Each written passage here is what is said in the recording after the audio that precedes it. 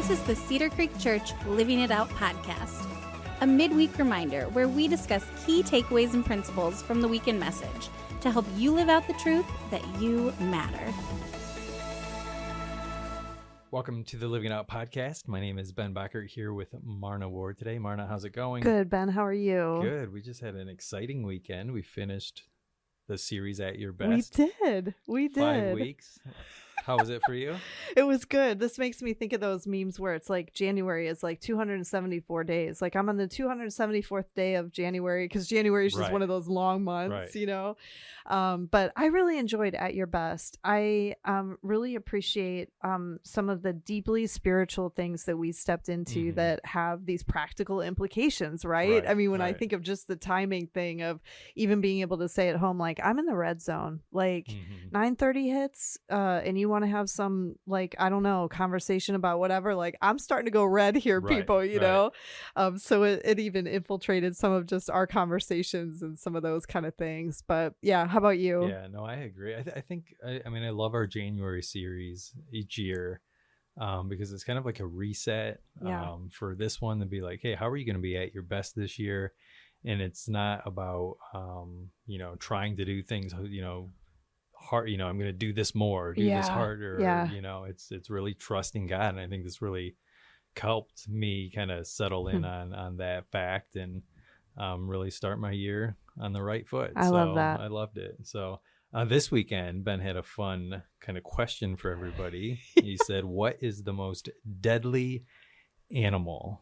Did you have one, as you participated? Well, I definitely thought of like the bigger ones too, right? I was like at lion, or I would have gone maybe like snake. Right. Like that might have been the smallest I would have gone. I was thinking spider. I you were. Spider, yeah. But to have him go mosquito. Right. Yeah. I know. Which, when you actually think about it, like, oh yes, malaria, like all, all the terrible things that you hear. But man, we are not thinking that in our Western culture. No. Yeah. I was thinking spider. Then when he said hippo, I was like, oh, that's a good one, because I've heard you don't want to encounter a hippo more than anything else. Like if you're crossing the river and there's a hippo in there, you're done. You're done. Yeah, it's over. It's over. So, but yeah, mosquito made sense. That made me think of another question that we'll answer real quick. Do you have a fear of any animal in particular? Oh, that is a good question. I'm really okay with spiders until they get to a certain size. Like those really, like sometimes in the summer, like the black ones with the, like, I don't like those when they start getting big. I can handle the small ones around the house though. Like that doesn't really bother me. I think that for me, anytime like if somebody talks about having had a mouse in their house, or like we've had a mouse in the house, it's like so unpredictable. It could appear at any time. Its movement is erratic and crazy. Or like, I don't know, like you go from 1 minute like you're fine, and then you feel like you saw movement, and it's just like so you hear something. Yes, it's like the scratch or whatever. So I would probably go that direction if I had to. Yeah. So how about you? Birds. I am terrified of birds. You have told me this, and they're like, I love birds. I think it's actually a phobia. I mean, it's beyond. It's real. So any size. Yeah.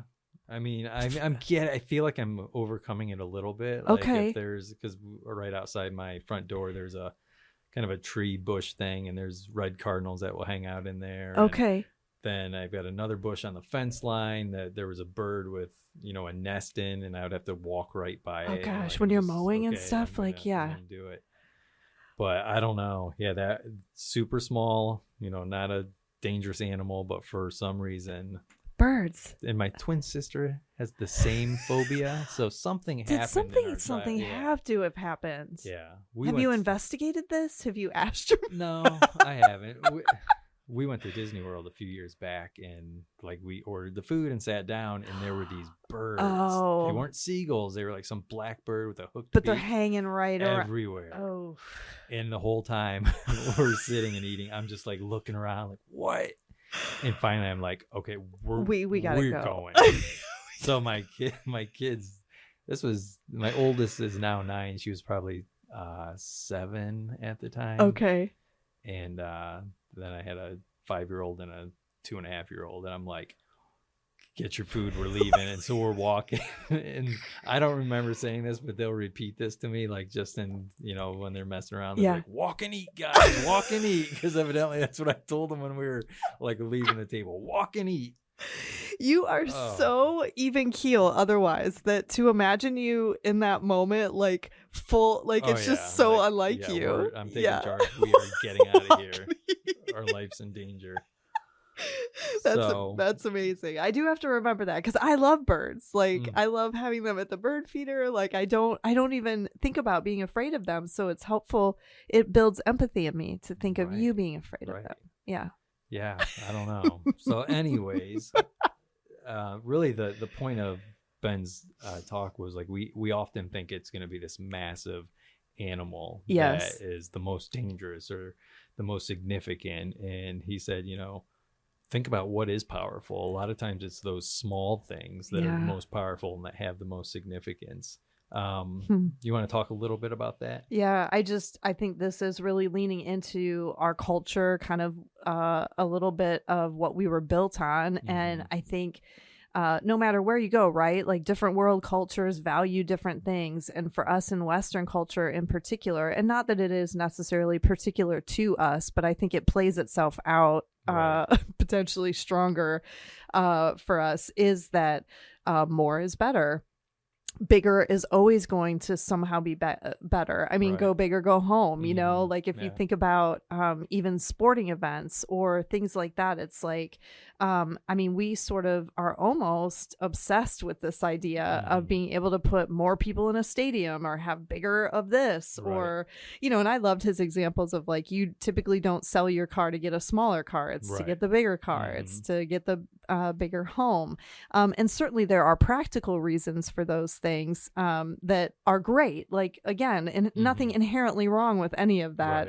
But the fact that we lean into when we think about, to your point, the most powerful thing, it's always got to be big and it's going to be bad, and then you're like the mosquito, sort of thing. And so we don't equate powerful or influential or significant with something that is small. And that's, I think, really where he was leaning, for us to be at our best. That can cause a lot of tension in us all the time. If that's what we live from and that's what we're after, then it's really going to drive us in some ways that is actually not what God says is at our best.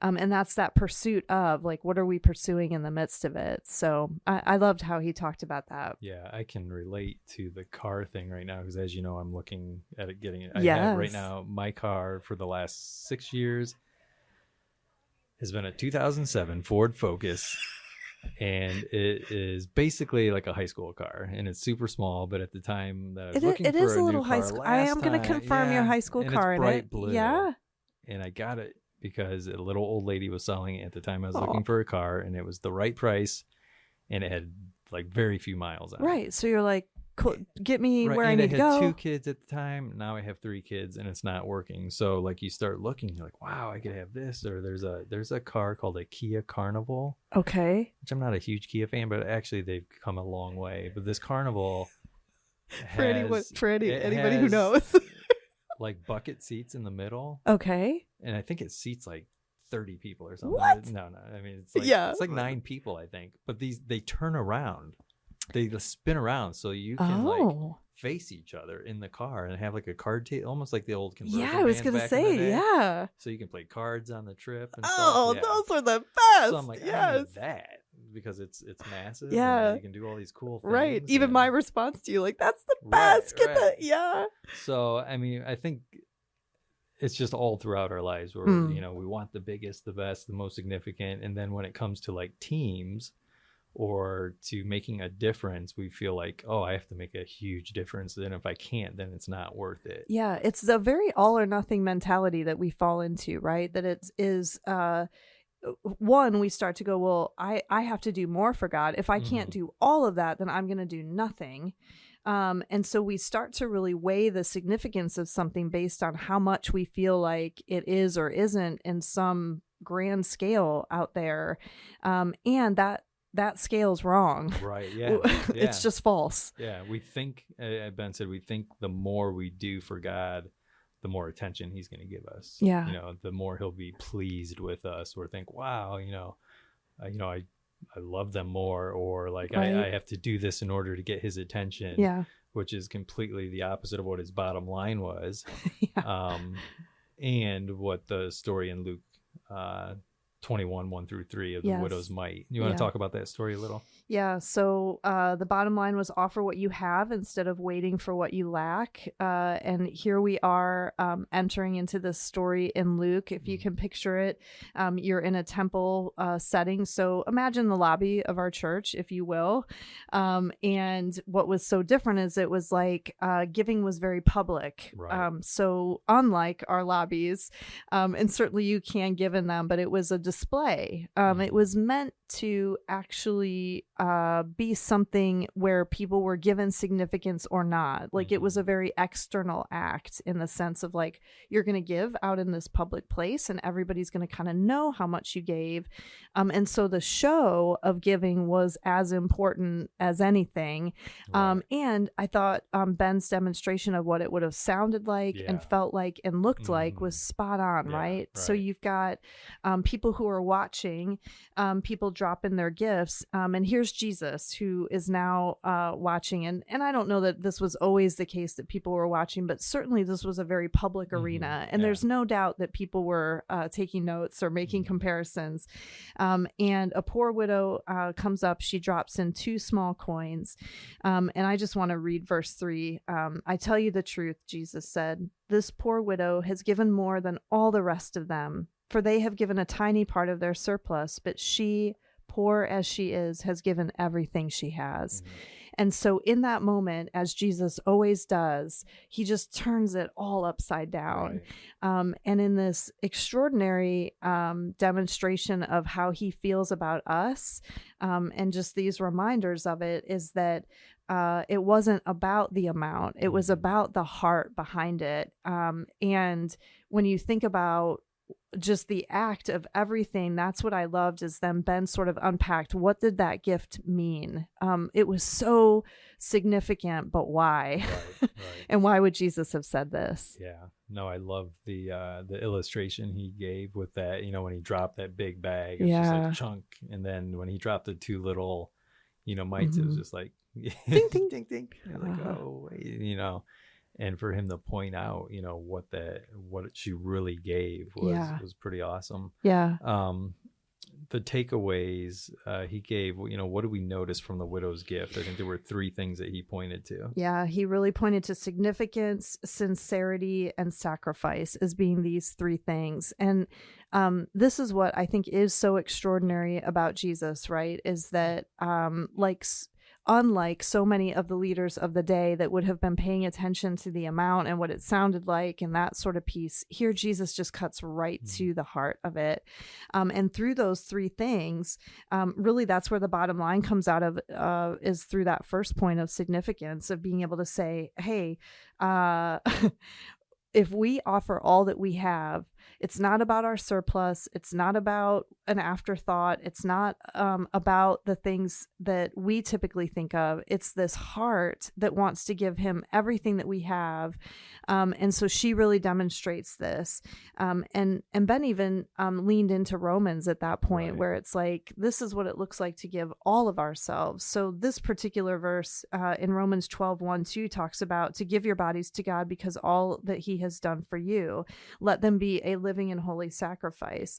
And it's the way to worship him, to not copy the customs and behaviors of this world, but rather to be transformed into a new person. And so that's like, it's so wild to think of, because even in me, I want that money to mean something very different, right? I want it to be like, I mean, let's be honest, if I give more, I want that to mean more in some ways.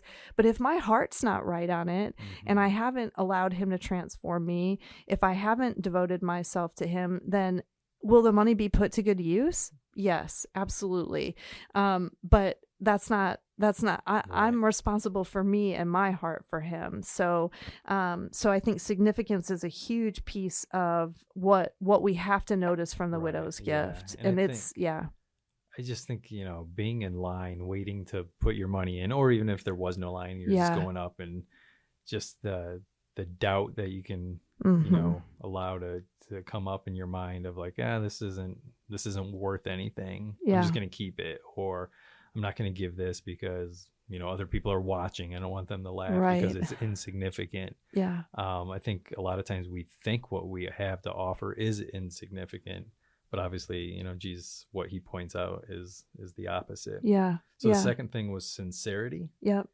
Yeah, God loves when we're sincere, right? So this genuine, authentic giving, and this is not just about our money. It's certainly about all the gifts and all the resources. That's really what Romans 12 is saying too, is it's, yes, money can represent some of that for us, but when you think about the sincerity of it, gosh, I just, like you said, the genuineness of that expression of faith, and that's what pleases God. Right. That's actually being at our best, is saying, I don't know where my next meal is going to come from, but I do know who it comes from.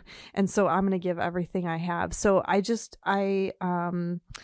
think for us, the sincerity of it is something that we have to do some self-examination over too. It's like, now that doesn't necessarily mean that we don't have to lean into this, that we don't have to be obedient in some ways. Sometimes our hearts aren't super joyful about 10% every single time, right? But that's where we can lean in. We don't have to be afraid of that and go, oh, I'm not doing it right. Instead, it's like, God, I'm really struggling with this. It doesn't feel as genuine to me as I want it to, or whatever it is that we're struggling with, and that we can even trust him with that. So I think the sincerity comes not only in the gift itself, but when we're not sure about where we feel on it, is just being sincere about that. Yeah, right. Yeah. Right. Yeah, for sure. Yeah. And then the last thing was sacrifice. So everyone heard Jesus say that the woman gave more than everyone else, and that was probably a little confusing. It would have been confusing. And the fact that we're still talking about her gift. Oh yeah, thousands of years later, and that here it is, as it turned out to be one of the most sacrificial gifts given in terms of its power in our lives still today.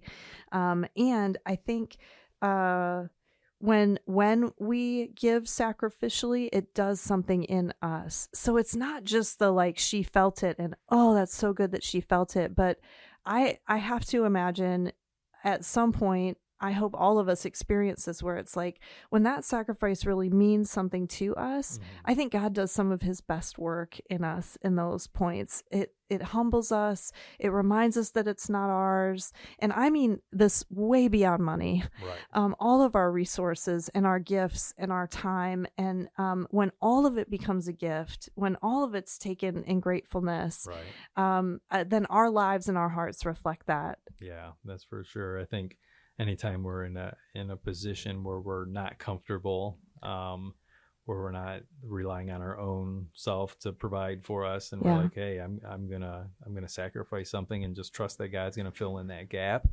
And like you said, it's not necessarily a financial thing; it can be other things. It can be. Well.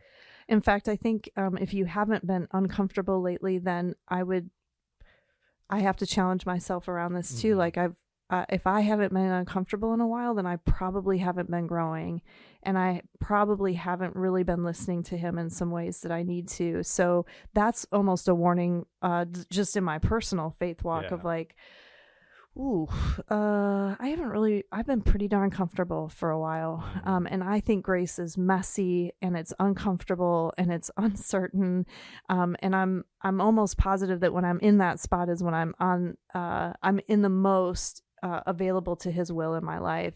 And I'm not saying that I'm not in some of those other seasons, but I think if it goes on for too long, it just becomes a little bit of a warning to me. Definitely. Well said. So practical next steps, ways to live out this message. The bottom line, offer what you have instead of waiting for what you lack. And I think Ben was very clear up front. He's like, if you get nothing else from this message, just remember, this bottom line. Yeah.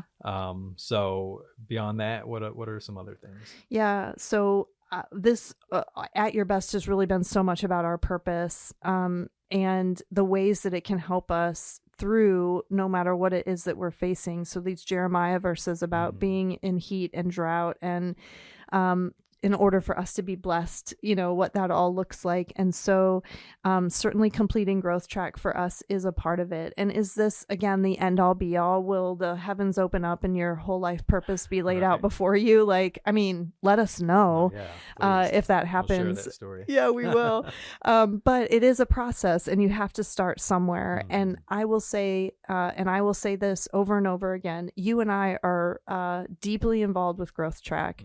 And we get the privilege of working on both the content and some of the experience.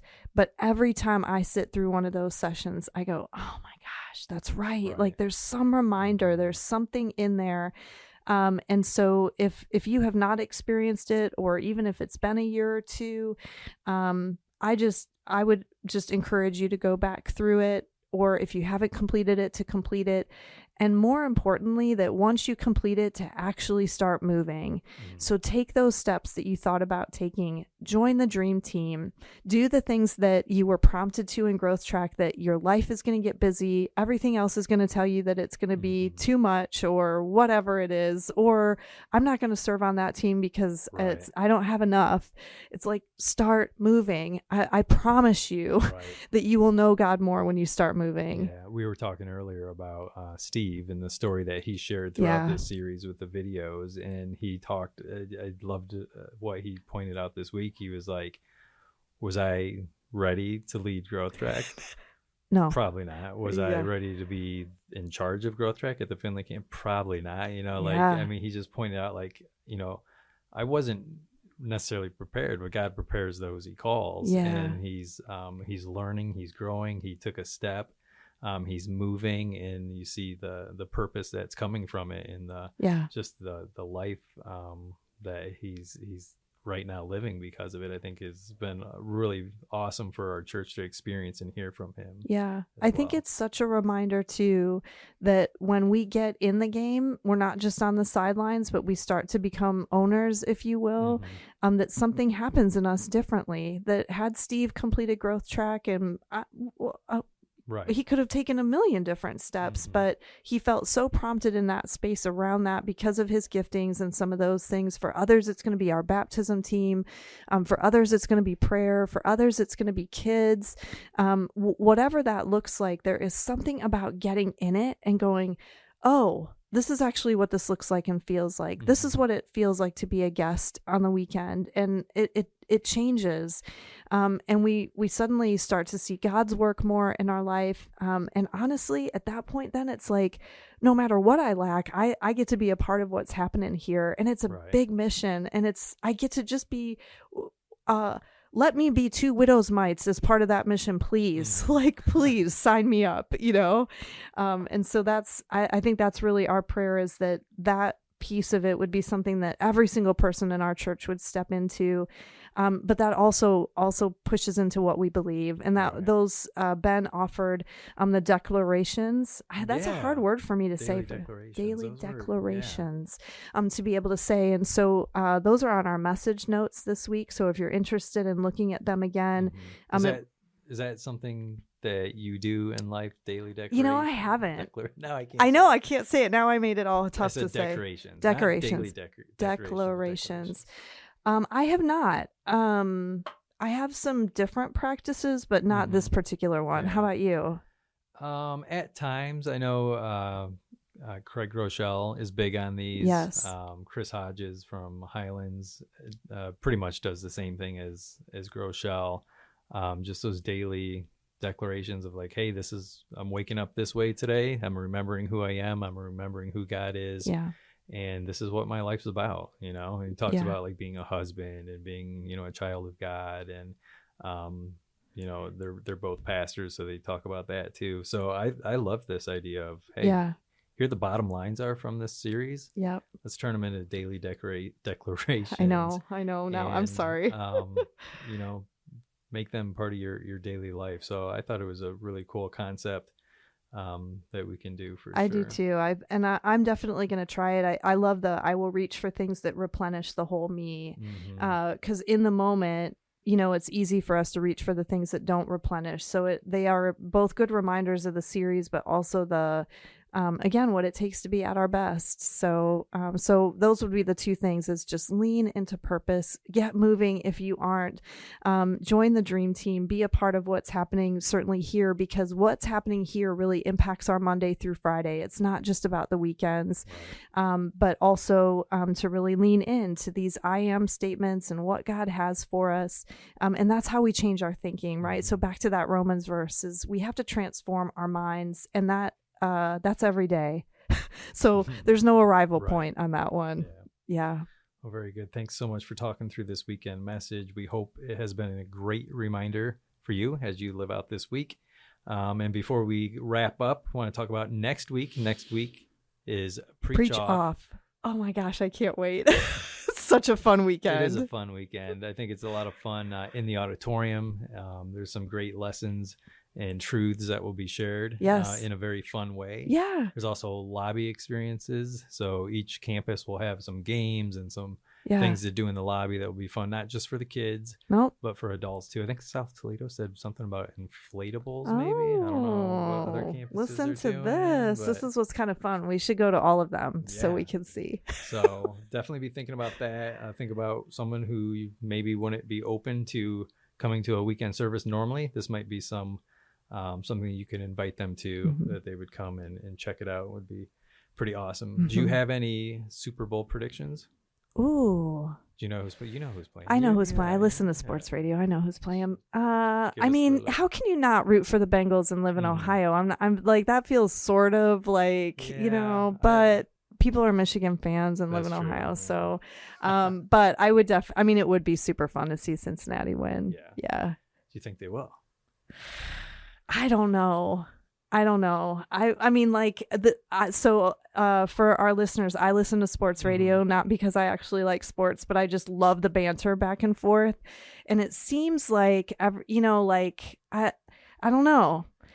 I don't think they're going to win it. Yeah. I don't think they're going to win it. Yeah. I don't know either. I'm pulling for them. I think St. Louis, their defense is a little bit better. They got a great defensive line. Bengals offensive line is a little weak, and it might just be too much to overcome. But don't take this is what I'm hearing. But I mean, it's just ESPN radio, so who knows? It'll be fun. So enjoy it will be the fun. Super Bowl, and before the Super Bowl, come to Preach Off and enjoy that too. So thanks so much for listening and making this part of your day. We trust that it is a great reminder that you matter and helps you live out that truth throughout the week.